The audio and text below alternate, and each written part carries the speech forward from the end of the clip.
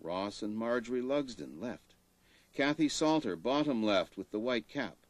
In the top right corner, second down, Wayne Nordland, and below Wayne, Mary Farmer. Finally, Sunday, November 4th, 1956 dawned. People streamed to 80 Blythwood Road for the big occasion. The church's doors were wide open on this festive Sunday of celebration. John Hurlbert, Ken Dixon, and Dr. Harry Showalter, R.D. Hill and friends, Cleve Hooper, Mr. and Mrs. Bill Hooper, the Guzas and the Dinses were seen before the service. Reverend Nordland led the participating dignitaries, Architect Hoare, Dr. Sid Hillier, General Secretary of BCOQ, Alf Hall, Reverend Fred Poulton, and the choir in the official opening of the new church. There were flowers everywhere, from the sanctuary to the boardroom, and even to the basement stage. A carving of the Lord's Prayer made by Alf Hall's father was given its place in what is now the Century Friendship Room, and special music was presented by the choir. The camera of Colin Farmer gives us glimpses of the people present.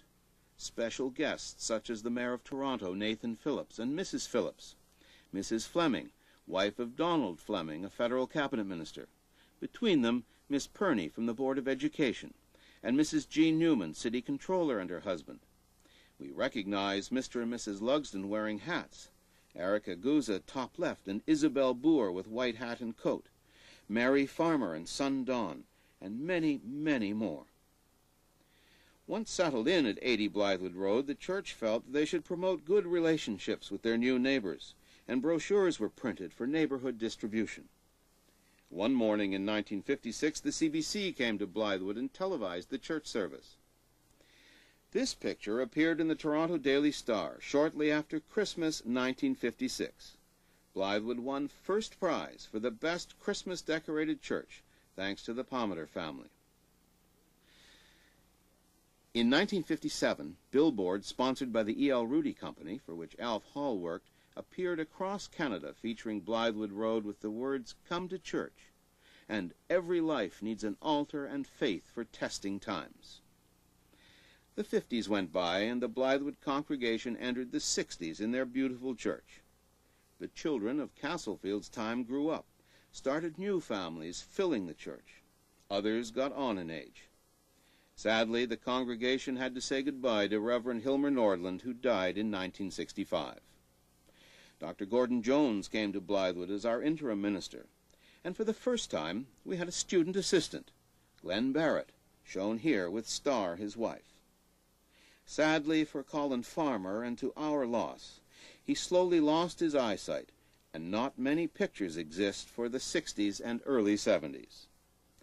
It is also unfortunate that the photographic records of all periods of the church's history are incomplete, and we regret that all who are present this evening are not depicted or mentioned in what follows.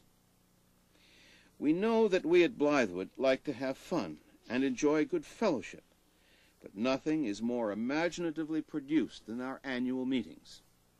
Bruce, you've been involved with this event now for many years. When did this start? In January of 1953, Richard, almost 40 years ago, and it took place at Castlefield. Now in 1967, special themes such as this first session of the 75th Parliament would always ensure good attendance. The Blythwood Express had a mock-up on stage of a railway coach car. The Blythwood Beacon theme was a very busy newspaper office. How many remember the schoolhouse theme, with Lloyd Pierce as the school principal? Now the Blythwood excavation meant bringing in a truckload of sand.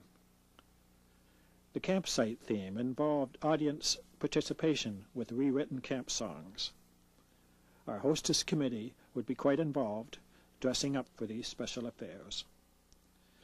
The exciting Blythwood Convention in 1973 was repeated again in 79, where platform promises were presented by our church politicians. 1981, the SS Blythwood Sea Cruise, with Dick Coffin as our ship captain. Then there was that active hockey game theme, which was a lot of fun for everyone, even for our cheerleaders. The Fishers of Men theme came back in 1983. A highly successful hospital setting in 71 was brought back to life in 85. And here the convention idea was repeated even again. And do you remember in 1987 when we reenacted Annie Clark's Bible study in her Davisville home, the start of our Sunday school 100 years before? The Academy Awards for our 99th annual meeting. Now that was a time of many laughs. And last January, our 100th annual meeting, a very special occasion in the church life where many people came specially dressed. May this fine tradition of annual meeting themes continue into our second century. Blythwood entered the 70s with a new senior pastor, the Reverend Don Burke, and Dr. Jones continued as our associate minister. During this period, Century Baptist Church, once a leader in the Toronto Association and BCOQ activities, had to close its doors. Another downtown church which could not survive the change of population patterns in the city core. On May 24, 1970, Reverend Gordon Crowfoot held the last service at Century. And the following Sunday, some 50 Century folk and Reverend Crowfoot joined Blythwood, and what an addition they made. Reverend Crowfoot served side by side with Reverend Burke and Dr. Jones for a brief period. To give you only a few names, Sid Johnson, a former BCOQ president, who became chairman of deacons at Blythwood in 1971, and also held many other positions. Just think of the House Committee without the know-how of Jim and Irene Kemp, not to mention all the leadership and hours given in other committees. Look at the committee roster over the years to see their names, like Mary and Bonnie Soley, Muriel Brothers, Emila and Marion, who joined their sister Ruth Bodley, Georgina Velasquez. Perhaps time is too short to mention all the centurions in our midst, but there might be one sitting right beside you. In 1971, Dr. Lloyd Pierce answered the call to Blythwood with his lovely wife, Jean. A very energetic and charismatic man, Lloyd's enthusiasm will long be remembered. Kathy Nixon joined us as Director of Christian Education, to be followed by Mark Parent as student pastor. It wasn't long after that Kathy became a parent, in more ways than one. One new member who joined Blythwood in the spring of 1975 was Erica Tim. Her hobby and profession is photography, and without realizing it at first, she has continued Colin Farmer's work. There has been much to record, like the annual Easter Sunday breakfasts, such as this one in 1977 by the Tri-M Group. Tri-M was a group of youngish adults who met regularly not only for Bible studies, but also had a lot of fun on outdoor events. Busy in the kitchen was not only Beth Bassett, an accomplished pancake flipper, but Bonnie Soley, Pam Skelton, and Jerry Bassett, but also a string of midget helpers busy with their assigned task. As usual, the hungry crowd made short work of the heaps of food to be on time for a rousing Easter celebration. During the 70s came the I Found It campaign.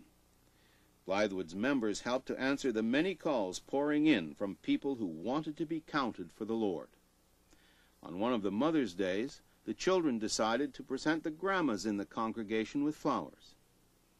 In October 1977, we said again farewell to missionary Mildred Goulding as she went back to Bolivia. Participating also in that service was Reverend Aubrey Hunt and former Bolivian missionary Percy Buck, the father of our Jean and Dorothy Buck. Farewell was also said to the 80-plus-year-old R.D. Hill on his moving to British Columbia to be with his daughter.